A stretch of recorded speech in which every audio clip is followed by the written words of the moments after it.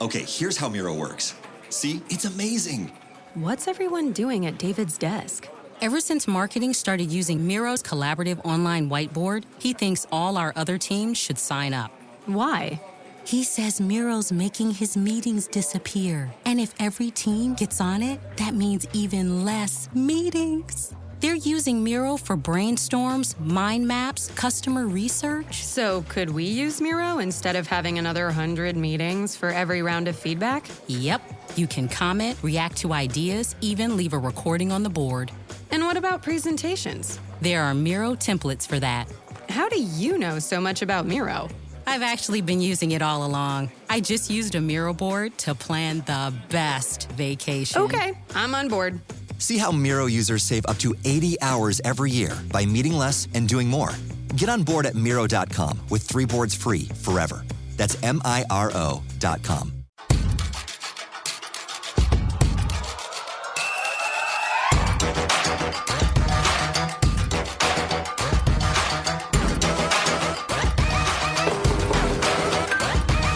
Welcome to Feminist Buzzkills, the show whose annual budget is less than a David Brooks airport Happy Meal. Did you see that, Ish? What a loser. That guy is an alcoholic. I think so. I'm Liz Winstead, and I'm joined by my giggling co-host, Moji Alamodale. Hello. Today is packed. We have an update on that freakish Southwest Airline lawsuit where a judge ruled it violates someone's religious liberty if you fire them for repeatedly bombarding a coworker's inbox with abortion photos. But after you exile with an eye roll and for fuck's sake under your breath, we also have good news. Yep, we have a win in the ongoing quackery that is abortion reversal. It's exciting. And as always, we have amazing guests. From the film Dicks, the musical, comedian and actor Danielle Perez is here to talk jet skiing, shitty boyfriends, and how we all need to do more to advocate at the intersections of abortion rights and disability rights. Plus, the single employee at the Wild West Abortion Fund in Nevada, Jazz Margarita Tobon, is here to bring us up to speed on access and funding in the Southwest. But first, Kerry Washington, y'all. I feel like that's not really an intro. Actually, Kerry is amazing. I have no problems with Kerry Washington, but she's decided this week to tell her abortion story. And it seems like media continues to forget how to talk about abortion in a way that is really disturbing. And it's like all of the headlines, every editor is always like the tragic story she bravely told and came forward with her secret and all this stuff. And it made me think, is Kerry Washington sort of stigmatizing abortion while she tells her story? But then you go and listen to her talk or read about it, and it's the opposite. So again, it's editors who are trash, even when you're trying to tell your abortion story. They're like, oh, she's struggling. And then you read the article and she's like, I struggled with where in my memoir to put this. Like, well, that was misleading. Well, and I have to tell you that having talked about abortion in my own book, going through what editors try to edit around your story, and then those kind of headlines, or somebody's disappointed that your abortion story wasn't what they wanted, and so then they'll review your book dissing your abortion story. Like, that's why you don't want to tell your abortion story in a book, or why you're, weighing whether or not you would. Because if there's enough pre-press on you telling your story, or enough people who are going to put on headlines or whatever, they're not going to get to your dope abortion story sometimes. They're just going to be like, pass. Mm-hmm. Yeah. Anyway, Kerry is amazing. And if you just get past the headlines, she really talks about abortion in a measured, reasonable, sensible way, and in a way that I like hearing. I'm actually really proud of her. I just also love, hearing Black women and women of color coming forward with their abortion stories, framing it in reproductive justice, so that we know that there is a panoply of narratives and who has abortions and who doesn't, and how those experiences are vastly different, oftentimes based on race and gender and your economic status. So go Kerry Washington. Thank you. Yay. Liz, let's talk. Don't we have something to get to? I mean, we always have something to get to. Let's toss it over to Molly because, she's going to drop a steaming pile of this week's news on us all. Hey, Molly. Hey, Mom. Yes, I am. Hello. Thank you so much, friends. Welcome back to your steaming news dump, your abortion weather report from the eye of the shitstorm. First up, you may remember earlier in July, a judge ruled that Wisconsin's 1849 law that had been used to ban abortion pre-Roe did not actually apply to abortion. So a couple of weeks ago, Planned Parenthood started offering abortions again. Yay! Yes, but naturally, anti-abortion orgs are big mad, shrieking, "You aren't the decider!" And this week called for Wisconsin DAs to prosecute the clinics that started up abortion services again. Sir, the law that already wasn't a thing has now officially been unthinged, okay? Cut it out. Speaking of giving something the snip, vasectomies have been increasing in Oklahoma since their abortion ban. Having proof of a vasectomy in Oklahoma must really increase your chances of getting laid. So in this case, you really do not want to lose your V card. Only get laid if you're vaxxed and vast. Vast is a new word I came up with. Okay, so you know what? I'm going to end with some great news coming out of Montana. A district court judge there has temporarily blocked their ban on gender-affirming care. Montana's constitution has really strong protections for individual privacy, which continues to piss off misogynists and bigots who really want to amend the Constitution to say that they can fuck with bodily autonomy. And I get now, you guys, why John Mayer lives in Montana, because their bodily autonomy is a wonderland. My God, I nailed that. That was so good. That's been your steaming news dump. Back to you guys. Nailing John Mayer. Not recommended. No, a lot of No. people who have nailed John Mayer have come forward and said, not so great. Sometimes not so consensual. I don't know. I'm just saying. You know what? You did nail it, Molly. You can be the next John Mayer. Thank you so much. Thanks, Molly. Thanks, Molly. We're now going to get to the stories Liz and I wanted to unpack. And the first one is an update on a story that just keeps getting weirder. Liz?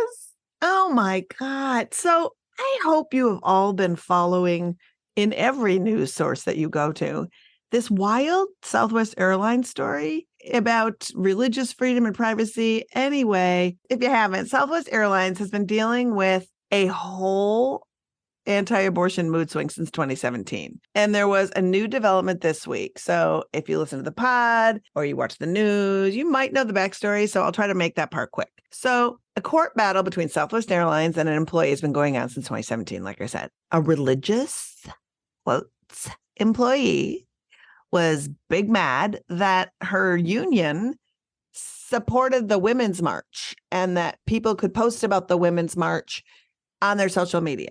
So she decided, I'm really mad because I hate Planned Parenthood and I hate abortion. So I'm going to start shelling people on social media with pictures of bloody fetuses everywhere. Well, that's a little bit different than putting a picture of yourself in a pussy hat on your own social media. The colleagues who she was shelling with this crap complained.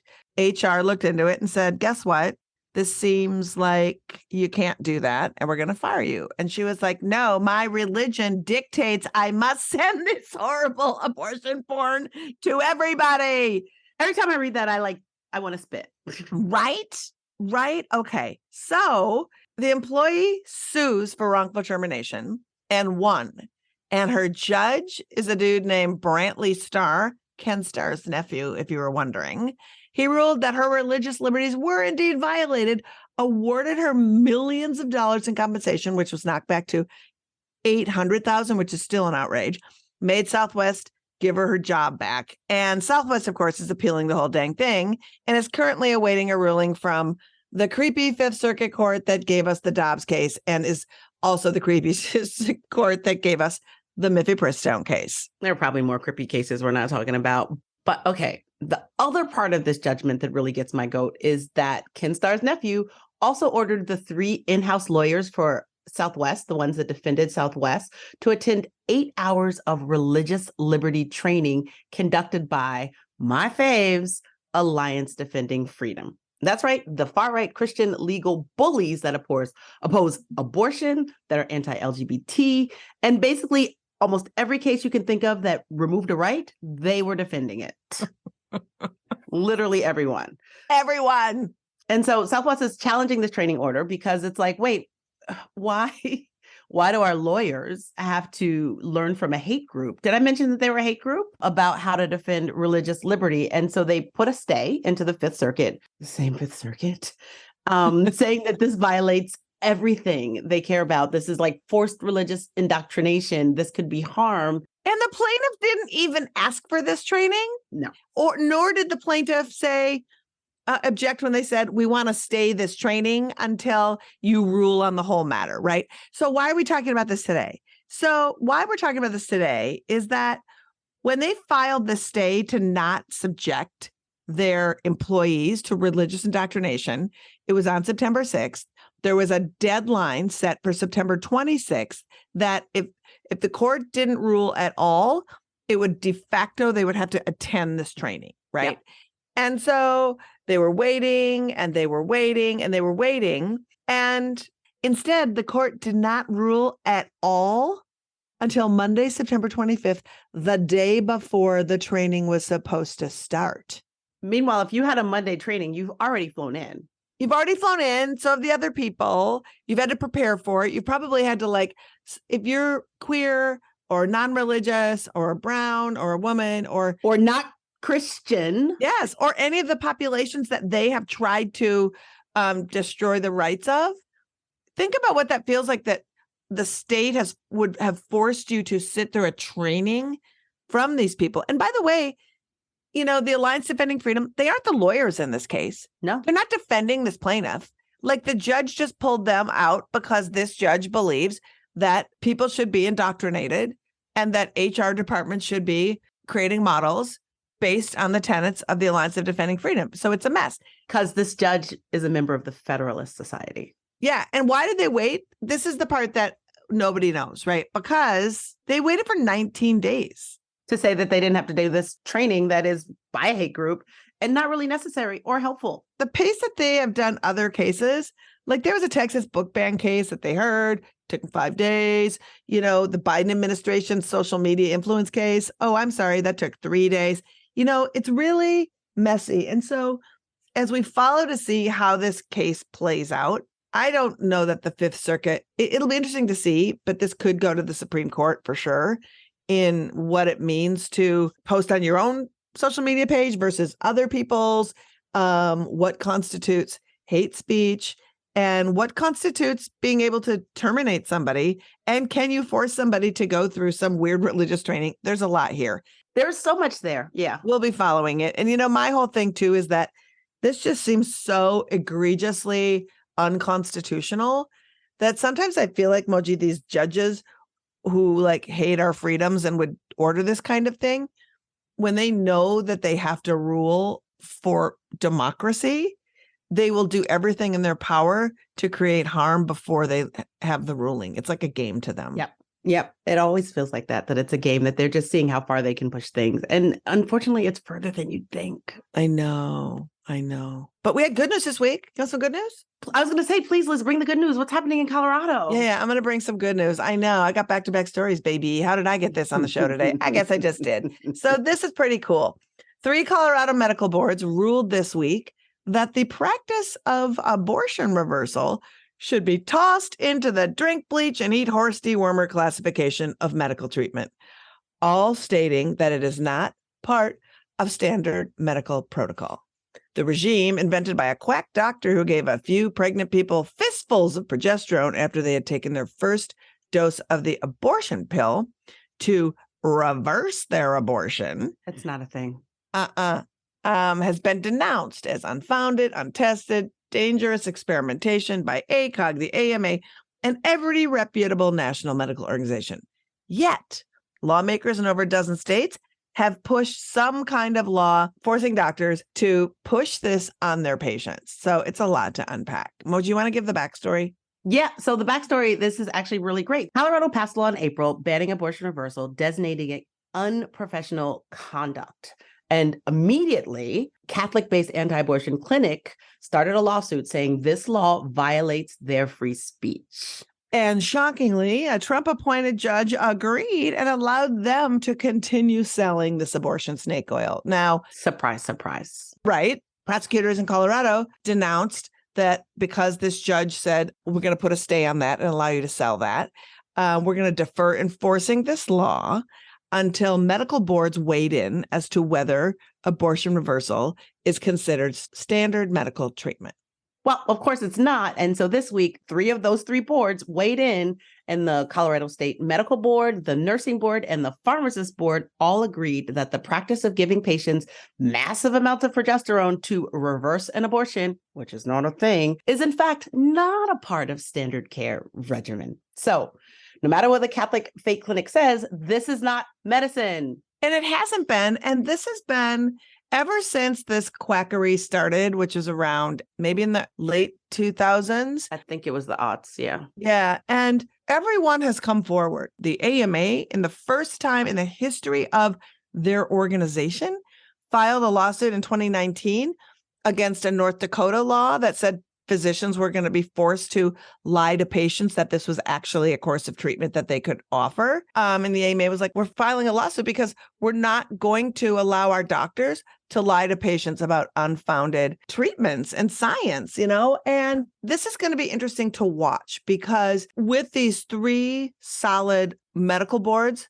weighing in so strongly that this is not a form of protocol, it made me think about the case that we were talking about last week on Instagram Live, where California has passed a law that has said you cannot promote abortion reversal. And they're also being sued by the fake clinics that they are bringing a suit against. And the fake clinics are saying we have protection because the Supreme Court said in 2015, if we don't provide medical care, then we can lie all we want. We can dress up like a doctor and we can lie. Right. But this protocol is actually medicine. This is giving people progesterone. And so this is it'll be really interesting to see how it plays out. And if this nuance that, oh no, if they're giving people medicine, then they're not just cosplaying. They are practicing medicine without a license or something like that. And we haven't had a case that involves abortion reversal and fake clinics go to the Supreme Court that had so many astute medical organizations coming out against it. So I can only imagine that if this California case weaves its way to the Supreme Court, that not only will it be the medical boards of Colorado, it's going to be a whole bunch of amicus briefs filed by medical boards from around the country and nationally saying this is an outrage, that this has been passed as law and that doctors are forced to comply with it and tell their patients it's a real thing. Yeah, this is really exciting to hear. And this is a win. And we really haven't had many wins in abortion reversal. So I'm super excited. Me too. In reversing abortion reversal. Oh, God. Love a double negative. Reversing abortion reversal. Bam. And you're going to take us over to what's round on the ends and high in the middle, other than sometimes me. I am blanking on this riddle. Tell me. Ohio. Oh. You do not know that off Dixie riddle cups? Not know that joke. And that is really funny because it's right in front of me. I mean, I basically said it. But anyway, what is the fuckery in Ohio? All right. So this week, the Ohio Supreme Court heard arguments to decide if doctors have the right to challenge abortion bans on behalf of their patients, specifically in Ohio around the unenforced 6-week ban that is currently on their books. But also this could have repercussions and most likely would on any future cases challenging abortion bans. So just to give some backstory, in theory, people are not supposed to be able to just bring a legal case because you feel like it. You have to prove that in some way you have or will be harmed by that law or action. And the ability to bring that case because the outcome affects you directly is called standing. So standing is what allows doctors to say, I may not be pregnant, but I can challenge this abortion ban on behalf of my patients because, yes, it affects me and I'm acting as their representative. I love this story for a lot of reasons. And one is, remember back in the day, and I think it was 2018, we went to the Supreme Court, and the case was called June Medical. And it was a case that was literally the same case that they heard the year before.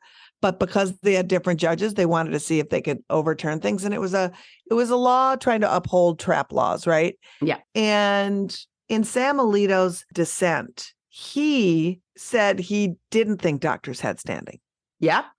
So he was like, a doctor can't sue on behalf of a patient. Only a patient can sue on behalf of a patient. But I don't understand that at all. I don't understand that. No, it doesn't work. It especially doesn't work when we're talking about abortion and pregnancy, because legal cases don't happen in a week.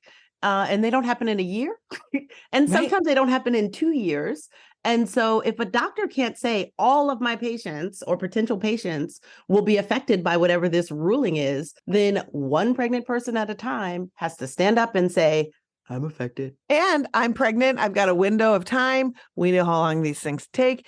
And, this is such an interesting case because as we're looking at this mifepristone case that's coming down the barrel, that mifepristone case is also about whether or not anti-abortion doctors have standing. And if doctors who provide abortions don't have standing to defend abortion, how the hell could a doctor that doesn't provide abortions at all and creates an imaginary scenario in with which they would be harmed? Potentially. Would have standing? I'm going to be very curious to watch how this plays out. Well, this is just another of those talking out of both sides of your mouth, sneaky, backdoor, anti-abortion ways of just steamrolling past our rights. I know. So Liz, I wanted to talk about this case mostly because when reading some of the articles about it, people were like, this 6-week ban could go into effect before this November ballot initiative, which hopefully will enshrine the right to bodily autonomy for all Ohioans. And then I'll talk to our colleague who lives in Ohio and who is in contact and in coalition with the pro-abortion people in her state. And they were like, that's not what we need to worry about. So Moji and Kristen Haiti, Kristen's a great person at our work here, did a great Insta Live and a great TikTok about what this could mean. Mm-hmm. Highly recommend you watch the whole thing. But what were the takeaways that you got from Kristen Moji? So the takeaway is the chance of a 6-week ban being instituted before the November ballot, not really something we should worry about. What we do need to worry about right now is the ballot initiative. And that's in about 6 weeks from now. So it could be aborted in 6 weeks. Sorry, that was a stupid joke. But the ballot initiative itself is beautiful. It's simple. It's gorgeous. However, this same Ohio Supreme Court allowed misleading language in the ballot initiative, and not again in the final text that will become a part of the Constitution if it passes, but in what voters will see when they walk into the ballot boxes. It says things like unborn child. It really only focuses on abortion when the ballot initiative is about all reproductive freedoms, including miscarriage management, IVF, contraception, and just sort of removing the state from having any say in our individual rights. The language on the ballot initiative for the voters when they go to vote is misleading. And so what we walked away with, and what you'll see on the lives, or if you don't have time, you just go to the link, readtheamendment.com. You can read the amendment in its entirety. It's in plain language. You don't need a medical or law degree to read it. And that is what you should be sharing with all your friends. And know that when you go into the ballot box and you see words like unborn child, that's not what this ballot initiative is doing. Yeah. And the other thing too, it's just enshrining abortion into their laws and reproductive freedom as a whole. What this bill doesn't do, which is a bummer, is get rid of, let's say, parental consent laws or some of the laws that they already have on their books. Those are going to have to be, repealed one at a time. But it's a good first step that they can't, if they do it, anything that this court rules about the 6-week ban doesn't matter anyway. Goes out the window. Exactly. So we don't worry about it just yet. We worry about the 6-week ban if the ballot initiative doesn't pass. And so let's put all of our effort and energy into passing this. That's right. Those are the stories Moji and I had to burn our bonnets about. And as always, those stories that Moji and I talked about, all the stories Molly dumped will be in the show notes. And we remind you, the best and the most up-to-the-minute resource on accessing abortion care and funding your care is right here on our website. You can just go to aafront.org, and in the little corner, you will see the Charlie Bot. The Charlie Bot is a secure and safe way for you to ask any questions you need about your care, how to get care, how to fund care, and you'll be protected. It is awesome.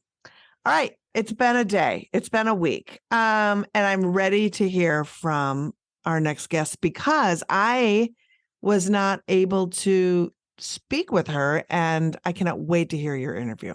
Yeah, Liz, I got to speak with the program manager of the Wild West Access Fund of Nevada. And that's an abortion fund that helps patients pay for procedures, provides practical financial support, and connects abortion seekers to clinics and education around abortion. They're incredible and dynamic, and I'm so excited to welcome Jazz Margarita Tobon. Jazz, thank you for joining us. Hi, thanks for having me. I'm so excited. I'm excited you're here also. So let's just get into it. In the realm of post-Roe abortion access in the United States, Nevada's doing pretty great. By 2019, you'd kind of repealed or amended a lot of the terrible bans. And then last year, you passed new legislation. So can you go into more detail about some of the new protections that have been put in place in Nevada? Sure, absolutely. So a tip for non-Nevadans, it's Nevada. I want you to be good on these streets. Nevada? Nevada, yes. Did I say Nevada? Did I say Nevada? Yeah, I know I did. yeah, no. My pronunciation is terrible. Sorry. No, not at all. Not at all. It's a very common thing. So I just know that like people from Nevada won't forgive me if I don't correct it or don't say anything. You have to rep your state at all times. Yeah, I mean, I'm so proud. I'm born and raised from Nevada, and luckily we have some really great advocacy groups and organizers that, you know, I've also been in communication and collaboration with. And last year, our former Governor Sisolak, he put forth an executive order when Dobbs fell, and it protected out-of-state travelers coming into Nevada for reproductive health care. They used the umbrella term, but it was for, you know, because of Dobbs. So given the state of abortion access here, we only have up to 24 weeks. But that is pretty outstanding, considering just how different it varies across the country.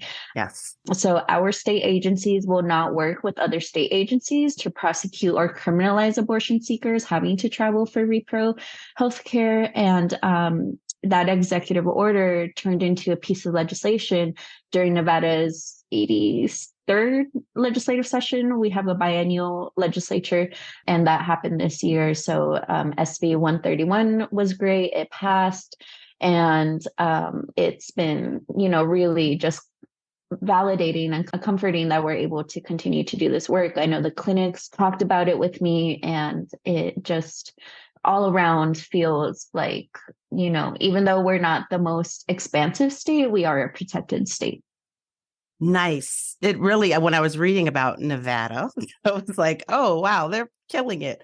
You are the program manager at Wild West Access Fund of Nevada. Can you tell us all of the ways that your fund supports abortion seekers and the people who love them? Oh, I love that last part. Well, we started as a social media account and a Venmo account. So we started very nitty gritty, mutual aid kind of style, just like put this pot of money together and redistribute it. And so far, we've done the same thing. That was about 2 years ago when we were founded. And we have expanded from procedural funding to practical support over the last year. And I'm really proud of our practical support program because we use our dollars, our gift cards, you know, people's donations and hard-earned time and labor as well, outside of staff, outside of my own, because I'm the only employee, but we have one person keeping I am one person. I am one person. However, we are very much a volunteer-run organization, and the volunteers run our intake line, and we also have a volunteer board. Yeah, so we do procedural funding, practical support, and our practical support, our model looks like a spend down budget now. And now we just implemented a new budget and reporting mechanism this past month.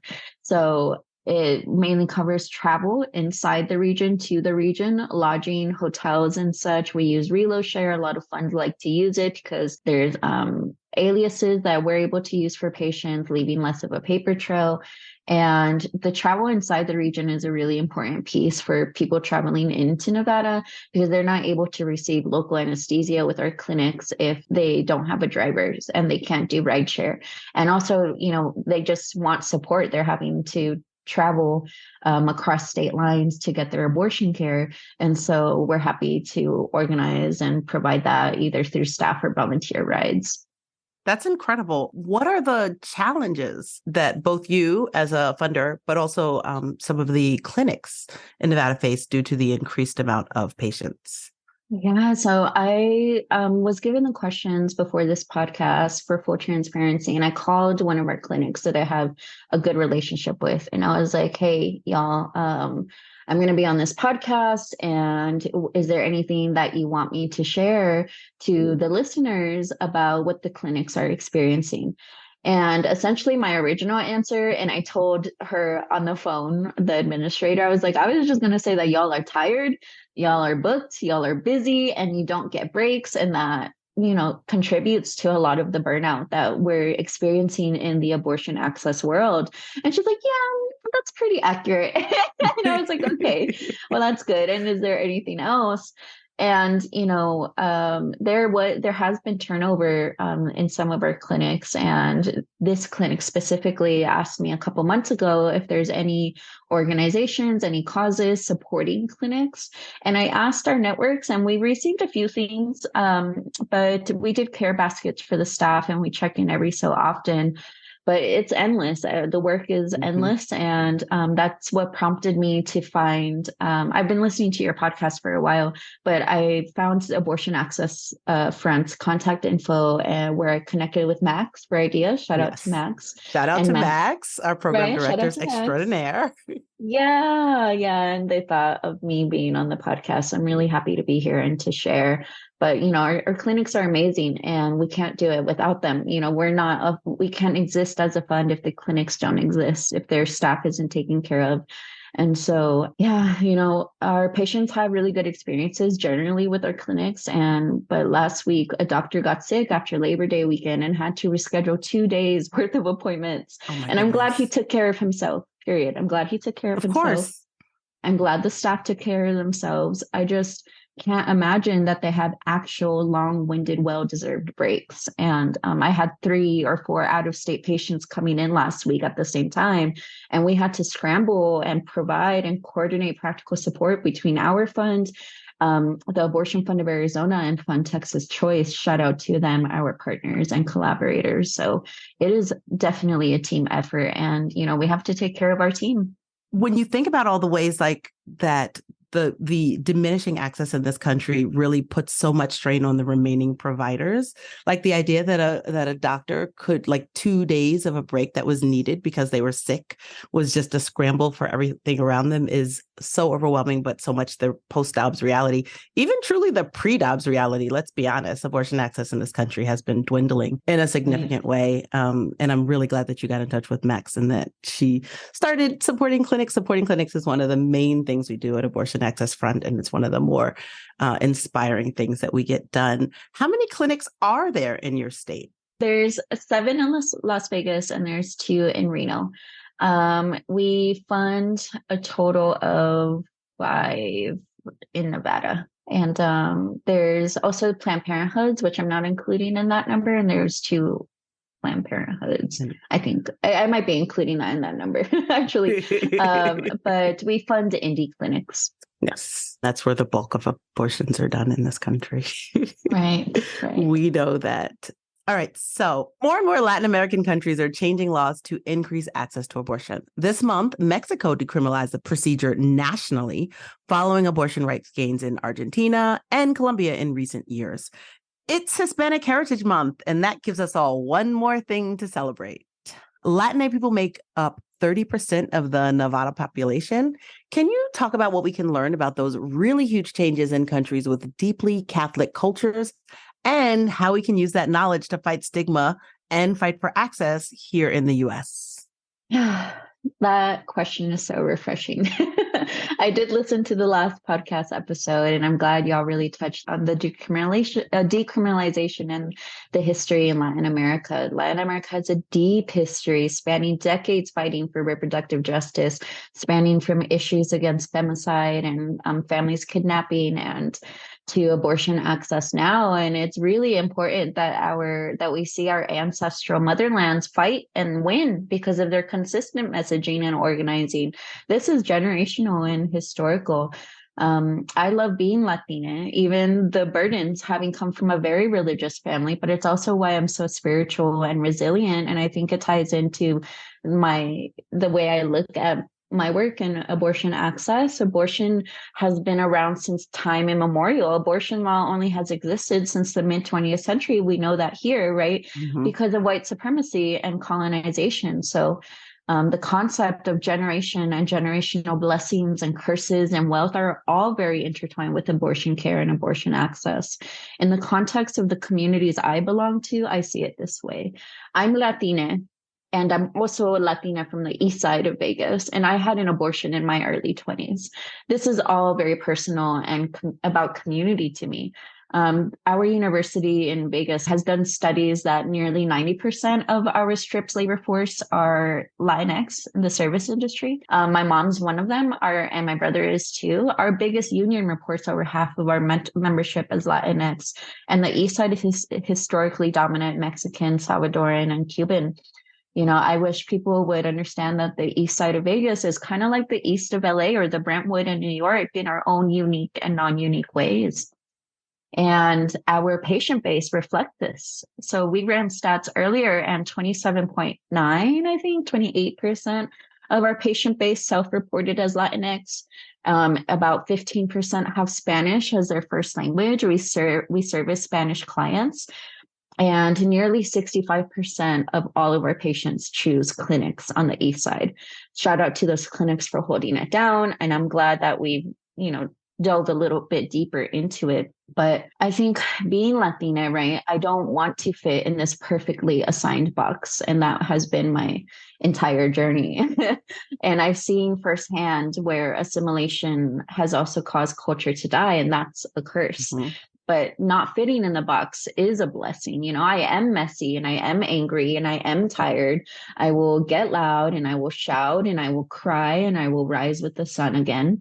And I will decide that my own destiny and where to leverage my power will be. That power is something that I inherited. That power that drives me to provide and serve for my community, I inherited. We don't talk about power in autonomy, and Latinas want autonomy. They want to, they do.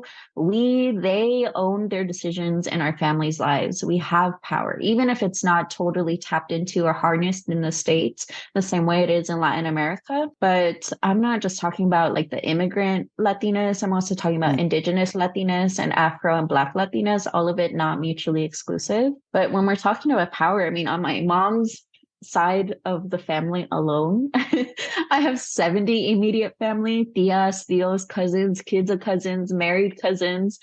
And I'm still forgetting some, that is power. And so when we've been calling for decolonization and abolition, reparations, real, tangible, material justice, all of it can happen. The transformative work happens across kitchen tables and front door stoops too. And so my vision, our vision for abortion care aligns with these intersectional justice that we see abroad. And in a way, abortion access is also decolonization because it centers community care amongst one another. And being a Latina, a Catholic programmed one, I've had to dig deep to decolonize myself and to decolonize the shame and the stigma that I felt when I had an abortion in my early 20s. So yeah, that's also a generational blessing and curse in itself, is living free from the stigma, the shame, the misinformation because of religion-based concepts, something that y'all, thankfully, at Feminist Buzzkills and Abortion Access Front, thank you, for that watchdog type of labor that you do. We love to do it, but it's like anyone, like we're all, not all of us, but we all are a work in progress. We all live in this society. We all have our cultural histories, changes, thoughts, fights.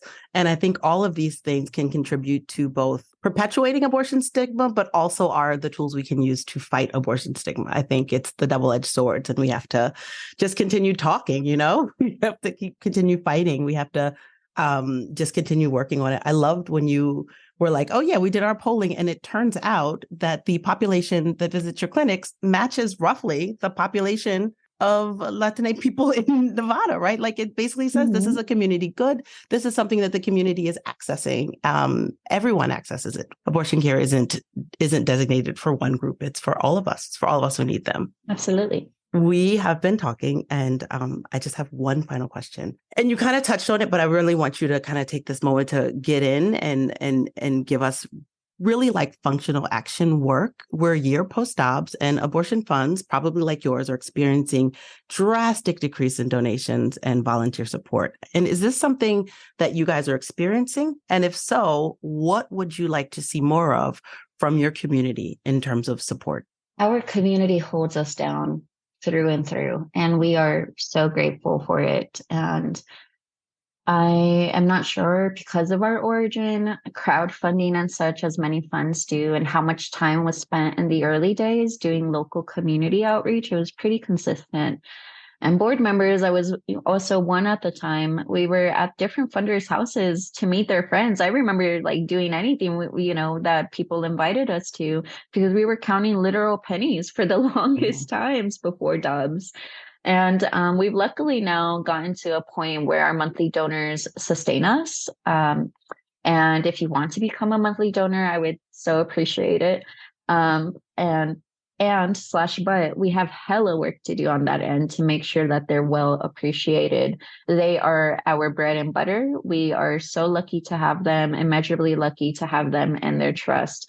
I do think a part of it is earned, and I try to lead us where we're very transparent and we stick true to our values, that every dollar we receive is redistributed to our abortion seekers. And in that way, it's also limiting, because we have to find grant dollars to sustain salaries and infrastructure and yada, yada. And we have to find the capacity to do that, just like any other nonprofit. So I've struggled with a lot with that this year, managing the nonprofit industrial complex and my burnout. But it takes a lot of capacity, but our community outreach has lacked in some ways. And I miss FaceTime with our community more often. If volunteers wanted to, they can definitely continue to throw things for us, and we will try our very best to, one, support it, and two, to make it out there. I just had someone who told me while I was tabling last month that they had their tubes tied and threw a party at their house where they asked folks to donate to us, and I couldn't stop smiling and laughing. That is so good. So amazing. Yeah. In terms of support, I've had personal friends who have, are working in different industries, chime in themselves to support me and our volunteers. It means so much. They, gift us Starbucks gift cards that we give to the volunteers. So anything that helps me give to the volunteers and support them and make them feel appreciated really helps. And a margarita and some karaoke goes a long way. Everybody loves a margarita and some karaoke. Right. I will make sure that we have the link to donate to your fund in our show notes so that our listeners can know exactly where to go if they have money to spare and money to put towards this incredible cause. This has been so great. And Jazz, before you go, is there anything else you want to share? I'm really proud of the work that we've done and my spiritual growth in this, because we talked about the stigma and shame and misinformation that are barriers, if not the ultimate barrier to abortion care. And we saw it during COVID, the lockdown, the pandemic. All of it is interrelated, and it affected my community a lot on the east side in Nevada, across the country. And people target the Spanish-speaking community, causing rampant outcomes. And we know that badass Latinas are out here talking to abuelitas and tias and their nietes and sobrinos about it. Both their 70 that they have at home in their states, but also in the motherland through WhatsApp, and the ones we meet servicing our community and who we will never meet again. Latinas want wealth for us and our next kin. It's why many immigrants come here and created by their blood, sweat, and tears. There's nothing greedy or shameful about it. But when we have to use our limited and well-earned resources for basic healthcare, it's against this quote-unquote American dream and false promises, right? This is socio-historically accurate. I'm always going to be here no matter what position I'm in fighting for the East Side. And I hope that one day we can get our collective message right. And the same elite, often white, rich women who are retired and have nothing else to do, decide to care about Black and brown people's lives. These people, I hope that they can take a step back and allow people with direct lived experience to lead. And working in coalition and in solidarity with many states and organizers the past few years, I see it everywhere. Shout out to Luisa and Zaina from AFAS and Frontera Fund holding it down where they're at. Those are Latinas that come to mind as movement leaders and my heroes. And I'm hoping that the Wild West Fund will continue to find its identity and to have this courage and the strength, because I know my courage and my strength comes from my ancestors and my community. Jess, thank you so much for your time. Thank you for having me, Moji. You can donate at wildwestfund.org/donate or follow them on IG at Wild West Fund Nevada or on Twitter at Wild West Fund. And links will be in the show notes. And now it's time for the party game that's faster than Monopoly and more fun than Taboo, 6 Degrees of Abortion. This is when Moji picks a story from the news, and I have 6 chances to link it somehow to abortion. Let's see if she'll stump me this week. What is that, Moji? What do you got? This is good. So I was minding my own business and I read a story by Anderson Cooper, and he was talking about his mom, Gloria Vanderbilt, who I know nothing about except for I remember she had a fragrance when I was growing up. But Jeans, baby. She had jeans and a fragrance, right? There's the jeans, right? I used to, in 1979, I would soak the Gloria Vanderbilt jeans wet, and I would put them on wet and let them dry on my body. That sounds uncomfortable. But it really needed to get that yeast infection tight jean look that you were wearing with your candies, making it happen, and your satin blouse. Oh my God, we're talking about Anderson Cooper's mom, Liz. Anderson Cooper's mom. So he tells the story about when she was 85. She called him and she was like, hey, you should have a kid. Anderson Cooper is not straight, and I'll be your surrogate. He was like, no, mom. Absolutely not. But thank you. Anyway, I thought that story was hilarious and kind of funny. You can't see my face, but I'm literally like, the ew factor of that is so Oedipal and weird. Apparently her doctor had said, like, well, you can bear a child. If, the uterus works forever. If you got one, it's probably still working. It's just the other parts don't work. What is she even, an 85-year-old going through labor? Yes. Okay, first of all, did she ask her plastic surgeon instead of an actual OBGYN? Her doctor, wild. and then to her son. Oh my God. Okay, so am I supposed to tie incest to abortion? No, that's a common one. Just Gloria Vanderbilt. Tie Gloria Vanderbilt to abortion? I think I just did. Putting on those wet jeans. And I got pregnant in high school because of those tight, wet jeans. No, so Liz, I'm going to say wearing a celebrity product does not link them to abortion. Do better. Okay. All right. Well, let's say this. Gloria Vanderbilt is best friends with David Geffen. David Geffen had his offices on Sunset Boulevard, very close to the Comedy Store. I did comedy at the Comedy Store. Am I tying it? That's like a reach, like an office near where I did comedy is a reach. I mean, here's my thoughts. All right. There's Anderson Cooper in here. I know. No, you said Well, okay. No, I didn't. I did not do any exclusions. I just said Gloria Vanderbilt. Okay. So Gloria Vanderbilt's son is Anderson Cooper. Yes. Anderson Cooper used to host the New Year's Eve specials with Kathy Griffin. Kathy Griffin is a virulent and outspoken champion of abortion. So Kathy Griffin, Anderson Cooper to Gloria Vanderbilt's jeans. I'll take it. That's acceptable. Yeah, that's acceptable. One. Yeah, that's a good one. I'm like, wearing a celebrity product. Come on now. Yeah, what the fuck? All right, fair. That's pretty good. All right, I pulled that one out of my butt. Okay, so that feels good. Yeah, no, I like it. I know. I feel like our next guest would have liked my win on the first one. Anyway, You may know our next guest as the woman who went viral winning a treadmill on The Price is Right when she has no feet. She is also a stand-up comedian, writer, actor, and one of the dopest people I know. And if you don't know how hilarious she is, let's roll in a clip so you can know. I made the right choice for me. I had an abortion. It was super chill. It was very chill. I can tell from all your silence, you're also very chill. With my choice. Yeah. Oh. So I was like, yes, choose life for you, but not for it. No, it was chill. It was. Now it was real relaxing. Honestly, it was kind of like a spa day with a deep exfoliation treatment in one specific area.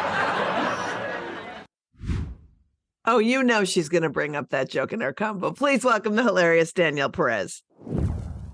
Hello. Hello. Hi. Oh my God, Danielle. It is so good to see you. Liz, it's so good to see you. So good to see you also. I'm just getting in on this. So good to see you. I know. The last time I think I saw you was the before times. Yes. And you brought a bunch of dessert to the AAF offices and were a boss and hung out with us. And it was really fun. I had a New York day and I wanted to try all the New York tasty treats. You know, all the things that you see on best lists. And I wanted to see you guys. Well, you saw them with a gang of people who really appreciate it. But I met you for the first time. Do you remember? Oh my God, yes. Yes, when we shot a video to be played in like abortion centers. About abortions. Yes. About abortions, about having an abortion and how it's like, you're going to be fine. And we've all had one and we're doing okay. I know. I think that video was a real, like, it was a blast in the past. And I know it like made me really happy because it was like, wow, you know, like you've been doing this for so long. And I got to meet, like, there were a lot of women there that I like know through stand-up and comedy that I didn't know had abortions, and they don't necessarily talk about it in their material, but it felt nice to be in company of like, yeah, we've all experienced this thing and we're all doing okay. Well, what I love about it is going back, like we shot it probably, I don't know, 6 years ago or 7 years ago. God, yeah, it's so long ago. And through the course of that time, there were some people in the video that was like, you know what? I'm happy to do this if it's going to be in clinics, but I don't know how I feel about it. Every single person in that video is like, show it to anybody who wants it. Like the times have changed. Yeah. So profoundly. But, you know, your story was pretty amazing about your abortion. And I wish you would tell people because like we all have our reasons and yours was pretty good. I mean, yeah, I was 30. My boyfriend lived with his grandma, and it was like, we are not in a position to have a kid, and I don't want to have a kid with you. And I feel like that's the best reason. I don't want to have a kid with you. I don't. I really don't. I don't think it's a good idea. And I don't even know if I want to have a kid, but it's not with you. I just can't. Oh my gosh. If I was still tied to that person, No. Parenthood is forever. It is. It is forever. And I think that's a thing, you know, I feel pretty fortunate. Like I grew up with two parents that are financially stable. They divorced when I was really young. And even with that, it's like, you know, it's still, you know, high school trauma and teen angst and all that bullshit. Like, but, you know, I think my parents tried really hard to co-parent and stuff like that. And like, despite all of that, you know, it's still really hard raising a kid. And so I just can't imagine doing it in a situation where I don't feel like we are like just financially stable and in a good place. And that even just the responsibility level, like I had to buy my own pregnancy test. Like he went with me and I'm the one who put my credit card down. I had to pay for my abortion. Like this man could not even afford his half of the pregnancy test. Like it's just no. Yeah. How is this gonna work? I feel like if the dude can't pay for half of the abortion, he's not going to be supportive during parenting. Half of parenthood, he's definitely not going to be equipped for that. Absolutely not. I feel like you make good choices. But like, when did you get to the point, like post-abortion, when you were just like, oh, I'm totally ready to talk about my abortion publicly? You know, it was it wasn't something that I necessarily like kept secret. Like I told like my friends, I didn't really tell like my family. Like I didn't have like an announcement coming out party.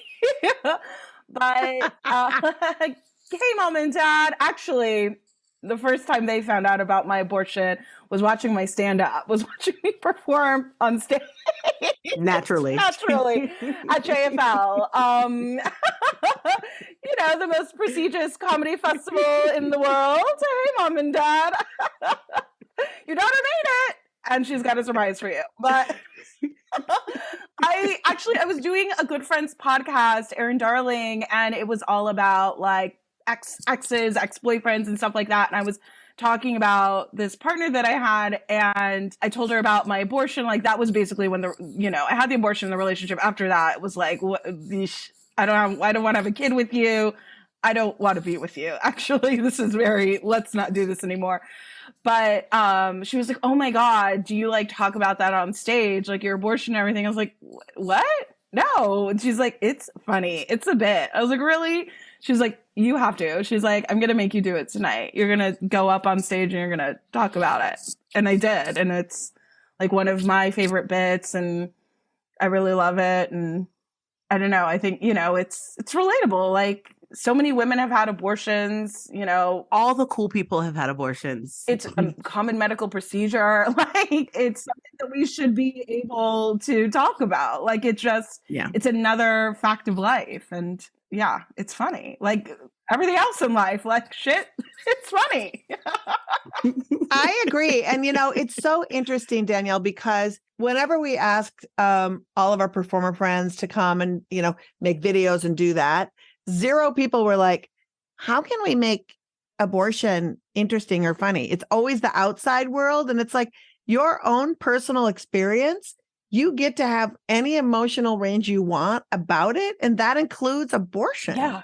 Right. And that's the thing that like part of the stigma comes from us buying into the narrative of the anti-abortion movement about the morality around abortion, what it means for us. It's wild. And, it's interesting because we made that video a while ago and we thought things were the worst. Oh my gosh. We had no idea what was to come. Like, I mean, truly, like if you would have put a list of like 3, the government's going to admit to aliens, Roe v. Wade's going to be overturned, and Trump is going to be president. And like, we're going to have a Donald Trump. All of us would be like, that is a future that would never exist. And yet here we are. And as that future exists, like, I am talking to 2 women who are not just women, you're women of color, you're a queer woman of color, you're a queer woman of color with a disability who is a reproductive rights advocate. It's like you are just putting your body out there in the world. And one of the things that I love with you and talking about, and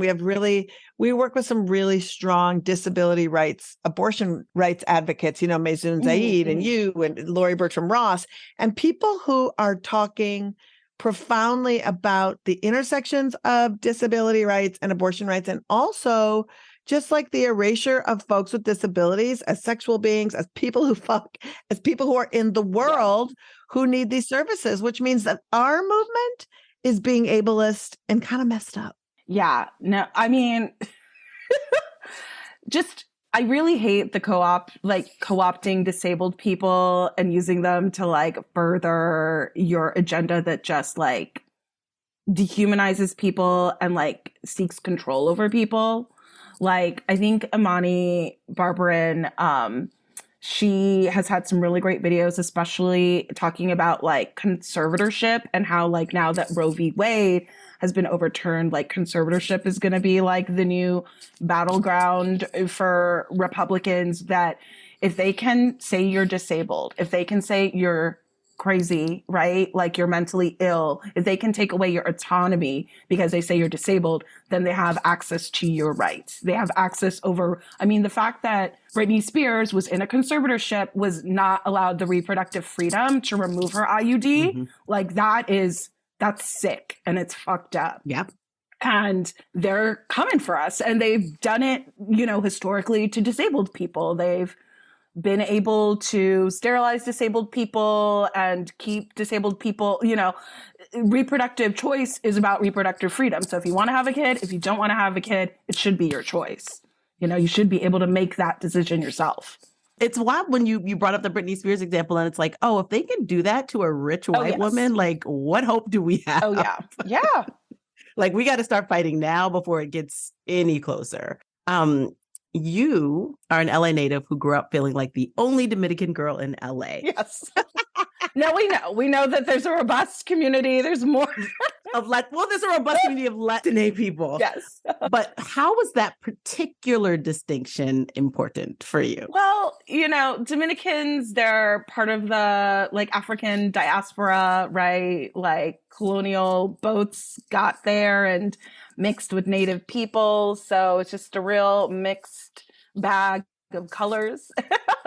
So, you know, I'm Black, I'm Dominican, but growing up, I just didn't, you know, Dominican people like, we're Dominican, we're not Black. And so but all these people are coming up to me like, so you're Black and Mexican? Because I'm speaking Spanish. And I'm like, no, I'm Dominican, just having no concept of like, if you present Black, you're Black. That's how Black works.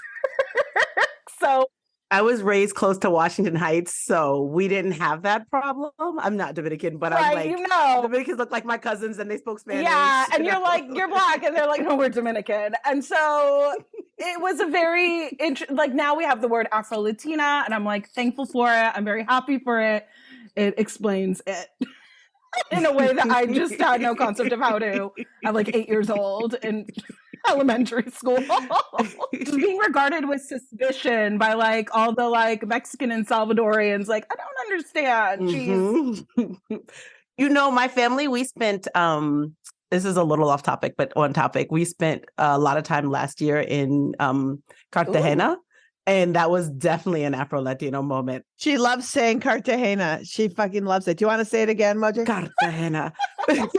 But like we traveled to like Costa Rica, which has Black people, Afro-Latino people. And we traveled to Mexico, which doesn't really have many of that. But like Cartagena was the first place we were like, if we shut up, we would just blend in because we speak no Spanish. You could, I mean, you know, stay there for 3 months and you'll be speaking just like anyone else there. Will you explain this Exuma shirt you're wearing, please? It's a shirt. It says it's better in Exuma, and babe, that's a lie. I don't know what Exuma is telling the tourists, but Exuma is the island that Ja Rule and Billy McFarlane used to plan Fire Festival. It's the Fire Festival Island. Fire Island. And you decided to go there after the fact? You thought, I'm going to go there first? No, I had a bestie and she was like, I want a girls trip. I want a Real Housewives style ladies trip in the off season. On the island where they were going to have the fire festival. That's how that sounds. So we got there and babe, wow. I also feel like be wary of an island that as a verb means digging up dead bodies. Oh my God, is that? Oh my God, I truly didn't even think of that. Not even think about that. God. Every time I saw Exuma, I'm like, or a skin disease. Oh my God. Exuma, wow, just exhuming. Oh my God, they wanted to party with partiers past, you know? That was Billy and Ja Rule's dream. I got on a jet ski, it flipped over in the ocean. I survived to tell the tale. How was that for you? So right now I don't have my gel extensions. My nails are very janky. And the fact that I'm showing you this on camera and describing it for your listeners is very vulnerable of me. So I don't want that to be dismissed. Thank you for being vulnerable with us. Don't judge. Okay. I had like long gel extensions, which are like a good like half an inch off the nail. Like they're long. I usually do medium and that's pretty clickety clackety, but these were long. So like a Flojo kind of thing? Not as long as a Flojo. I feel like Flojo and Cardi B are very much, it's like half a Cardi B, which is still very long. Okay. That's pretty long. That's pretty long. Yeah. Wow. And, you know, I don't have feet and I'm in the middle of the ocean. Can't touch the ocean floor. It's very deep out there. And Thankfully, I was with my best friend. Madison Shepherd was also on this jet ski with me. And so we just like, she climbed up and then like we had to like lever. It was just, I don't know like where I found the strength to just hoist myself. I felt like I was in like American Gladiator. Do you know what I mean? Like they up you off. And like, I didn't break a single nail. She persevered. She made it. Exuma didn't beat her. This is what I love about the story. I didn't break a single nail. I was waiting for drowning, and it's like, no, the punchline is I did not. Break it. You're a goddess. You're a goddess. That it makes you a goddess. So you are so hilarious, and you are so just passionate, hilarious. And people know you're hilarious because they heard as we introduced you. But I don't know how we're living in the world in 2022 with a film coming out that's called Dick the Musical. And why isn't everyone talking about it? And will you please talk about it, because the trailer is epic. Tell folks who's in it, what it is. Oh my fucking God. Dick's the Musical. It's cuckoo bananas. It's an amazing musical written by Aaron Jackson and Josh Sharp. It is Megan Thee Stallion's like feature film debut. So we have Megan Thee Stallion rapping, acting, just being, you know, a bad bitch, being a hottie, and fully a hottie. The musical is about, it's basically The Parent Trap, but it is these two like busy businessmen who fuck and get laid and make money and are captains of industry, and they end up working at the same company and realize that they are fucking identical twins, and they decide to get their parents back together. And their parents are Nathan Lane and Megan Mullally. Yes, Megan Mullally. Yes. From Will and Grace fame. Obsessed with her. Love her. Nathan Lane. I mean, come on. Only Murders in the Building. Super iconic. And if that isn't enough for you to be like hyped up and excited about this movie, Bowen Yang plays God. Oh my God. A gay ass God in booty shorts. It is perfection. It is sweet. It is delicious. It's directed by Larry Charles, who's directed like tons of Seinfeld and Curb and Borat. It's wild. He's a genius. Larry Charles is a friggin' genius. And why is it not just all over everywhere? I don't understand. Well, a lot of it is not everyone is like familiar with like the interim agreement that SAG has put out. Basically, it's produced by A24. And so A24 has signed the interim agreement. So there are films in production, there are films that are coming out. Members of SAG aren't breaking, they're not crossing their union directives or the picket line by promoting it. Oh, well, duh. No wonder. Why haven't we heard about it? Because you can't promote shit. You can't promote anything, but you can promote this. Yeah. It just debuted at the Toronto Film Festival, and Bowen was there with Aaron and Josh, and I'm really excited. It's just a cuckoo bananas ride. I love that in the marketing, it's like sick and twisted and just like gay, like your worst nightmare, a woke fever dream. It's like, you guys thought the Barbie movie was bad? Buckle up, get into it. Oh my God, I cannot wait for Ben Shapiro to literally just like poop his pants about big gay Bowen Yang in booty shorts as God, his Lord and Savior. Yes. Oh my God, so good. Danielle, I hate that we have to leave, but it goes so fast talking to all the people we love. Thank you for being epic and amazing. And we're going to tell everyone where to find you. All the things for Danielle will be in the show notes, including her amazing part in that video that we did for the clinics. Danielle, it's so great to have you. Thanks for coming. So great being here. So wonderful seeing you both, and hopefully again soon. You can follow Danielle on Instagram and Twitter at Diva Deluxe, and check out our website, DaniellePerez.com. And don't forget to try to find Dick's the Musical at a theater somewhere near you, coming out this fall. Links are in our show notes. Liz, that's our show. That's our show. Thank you to Jazz Margarita Tobon with the Wild West Access Fund of Nevada for joining us. And again, thanks to Danielle Perez for being totally awesome. And thank you so much for listening. Please, please, please like, subscribe, and show us some love with a 5-star rating, and stay connected with us at Abortion Front. You can make a difference and have some fun doing it. Hey, looking for where you might fit in to do some abortion activism? We've got a 5-part activist training series, Operation Save Abortion, at operationsaveabortion.com. And visit our super cool activist calendar, which is full of local and national actions and educational opportunities.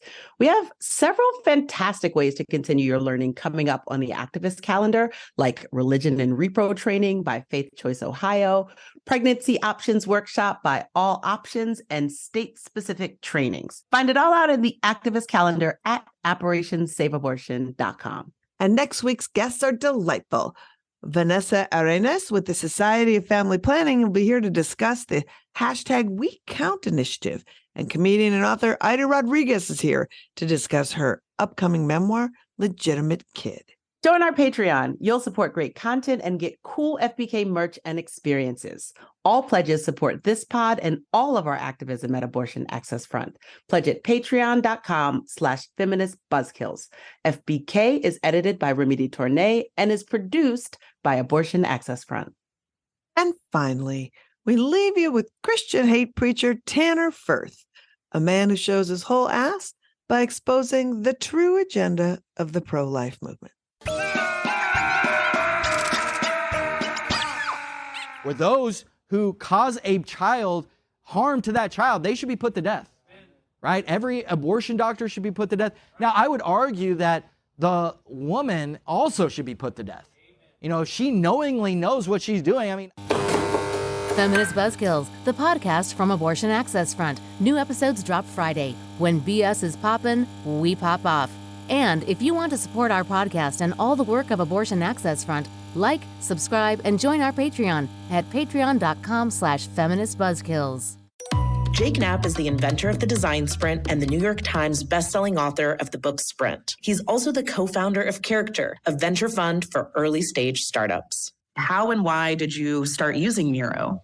I came from this position of thinking, I don't want to be doing stuff online, to thinking now when I do a sprint in person with a company, it's like, we're going to use Miro, even though we're all in the same room, because that's a better way for us to get this work done. As an investor, we're basically investing in their ability to solve problems. We're saying, we think this group of people is going to be able to solve a problem in a really great way and create value by doing it. And actually, you need to give people the tools that can help them make decisions, help them collaborate, help them visualize and see things in a different way. And Miro does all those things. So to me, at least as an investor, I'm thinking, give the team the tools that are going to help them think, that are going to make the most, brighten their skills as smart folks. And Miro is at the top of that list.